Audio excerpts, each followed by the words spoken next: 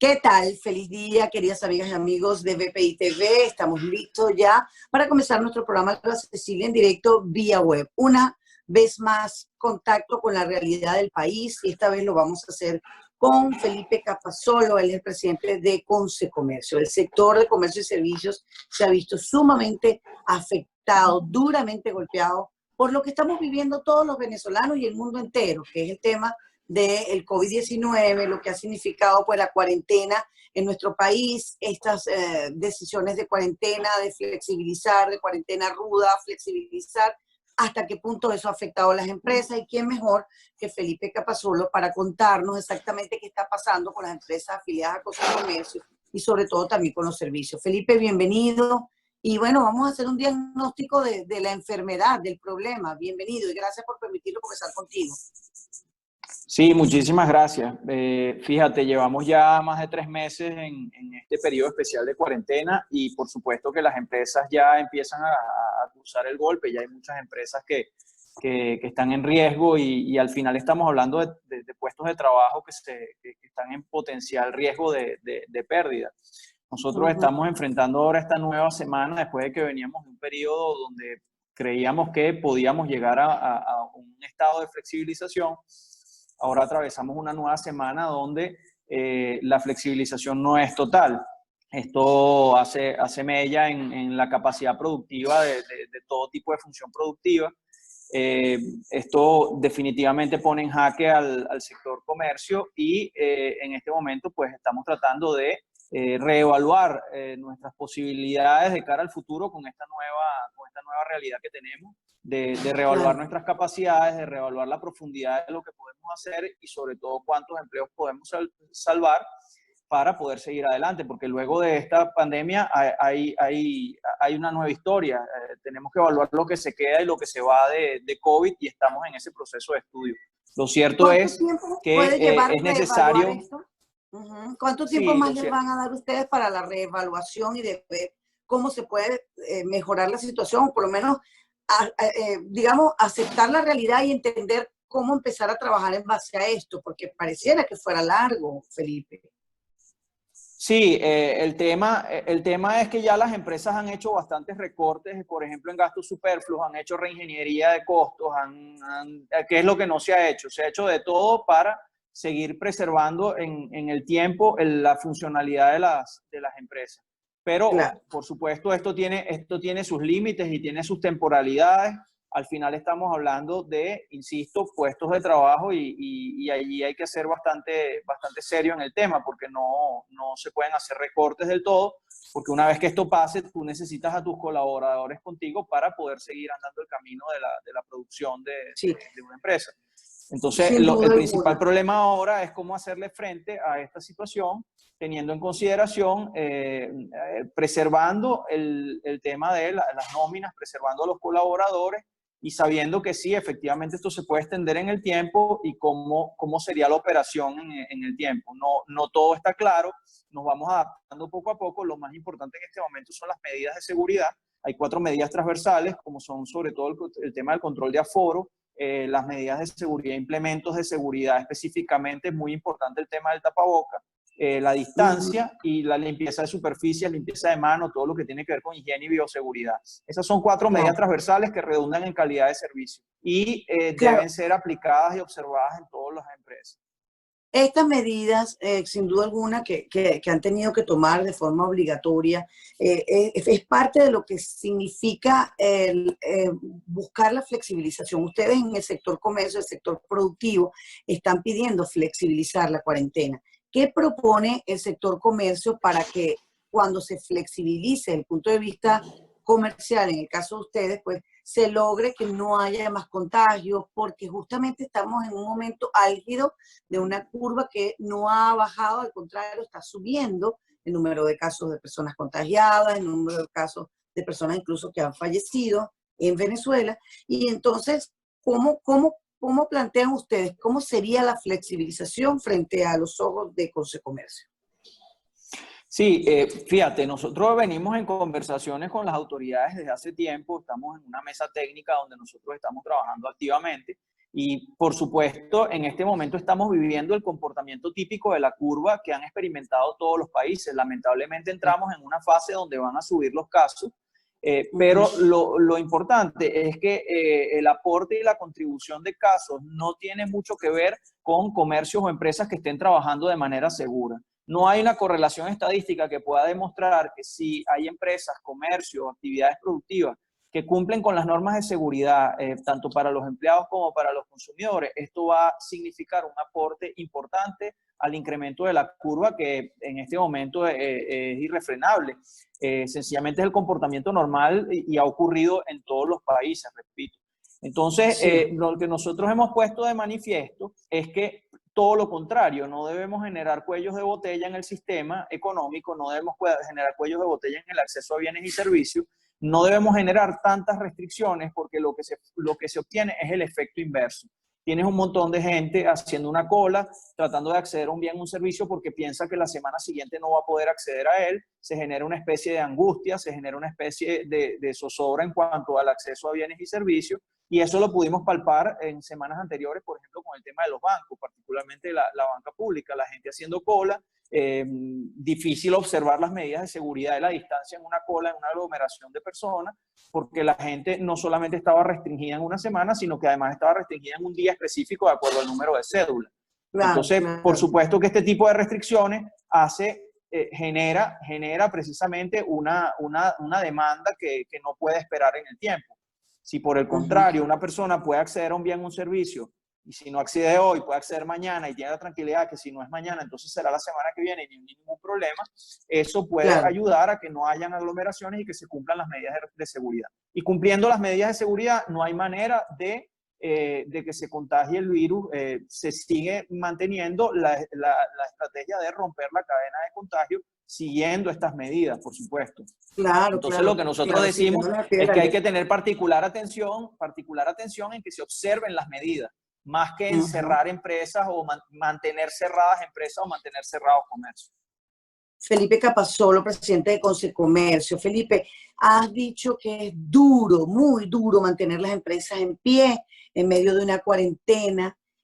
¿Cuántas empresas sientes tú que han tenido que cerrar las puertas? ¿Hay una estadística en Consecomercio en este momento de bajar Santa María en medio de esta epidemia y en medio de esta situación compleja desde el punto de vista económico?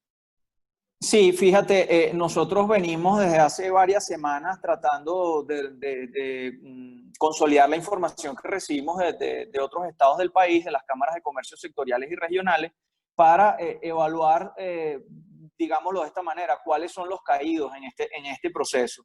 Lo cierto es que en este proceso de apertura, cierre, cuarentena más estricta, menos estricta en algunos momentos, es muy difícil establecer eso. Sí te puedo decir que antes de que llegara COVID a estas latitudes, ya Venezuela era un país que tenía muchos años en recesión, en un periodo de hiperinflación, y por supuesto, justo en el momento en que comienza esta pandemia, el 30% de los comercios estaba amenazado. El comercio siempre tiene la facilidad de mutar, de migrar, de generar cambios y tratar de seguir trabajando y abasteciendo productos a las comunidades.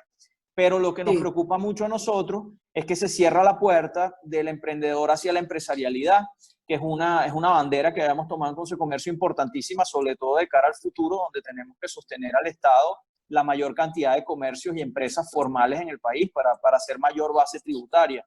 Y por otra parte, es indudable que en este momento estaremos en presencia muy seguramente de una estampida de la formalidad hacia la informalidad, que también era una bandera que sostiene Consecomercio, diciendo que el camino es hacia todo lo contrario, hacia la formalidad, porque es lo que en definitiva va a generar desarrollo y empleo estable para el país. Entonces, el comercio tiene múltiples salidas, pero hasta que no termine este periodo y no podamos hacer realmente un conteo final, es difícil establecer si se cumple esa premisa del 30%. Claro. Has dicho algo que me gusta porque es optimista. El comercio tiene múltiples salidas y tú has hablado de la reconstrucción de Venezuela y dices que está en manos de todos.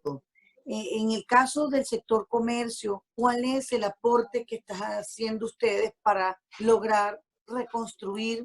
Porque es que nos ha agarrado duro. nos agarró en momentos difíciles desde el punto de vista económico, social, político y ahora con pandemia, ahora con cuarentena. Y eso los ha golpeado a ustedes duramente.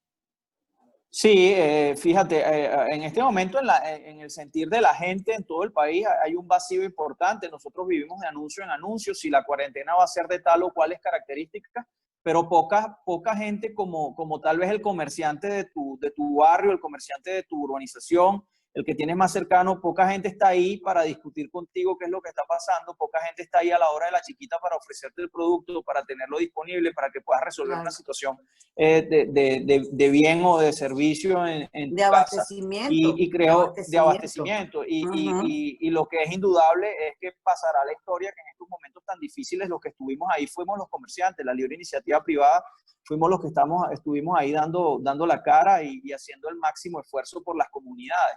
Entonces, en este momento es necesario que entendamos todos que salir de la crisis no solamente es un tema de COVID, que realmente la complica bastante. Es un tema de actitud, es un tema de unión, es un tema de buscar puntos de encuentro y de fijar objetivos, sobre todo, porque COVID en algún momento va a pasar. Tenemos que ser muy cuidadosos de qué se queda y qué se va de COVID, cuáles son las lecciones aprendidas, pero en algún momento va a pasar y ahí es Claro, importante tener objetivos de largo plazo, objetivos lo sin duda. suficientemente elevados como para que todos, indistintamente del credo político, por ejemplo, podamos Sí, sentirnos punto. seducidos o persuadidos de trabajar por esos objetivos. Claro, tú has hablado de desarrollar la cultura del trabajo para lograr el país que queremos. ¿Cómo es eso? ¿Cómo aporta a Consecomercio, el sector comercio y servicios, esa cultura del trabajo? ¿Y cómo la visualizas tú después del COVID?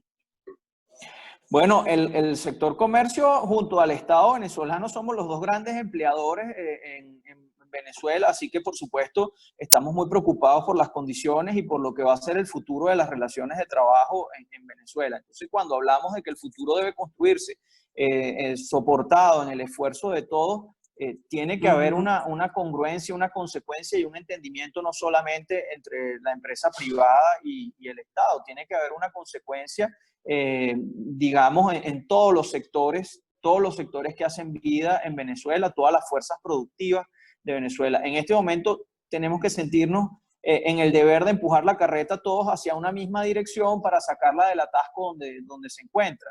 Y en ese sentido, solamente la actividad productiva, principalmente la actividad privada, es la que tiene la fuerza de aglutinar a la gente para hacer ese movimiento en pro del país y hacia el futuro.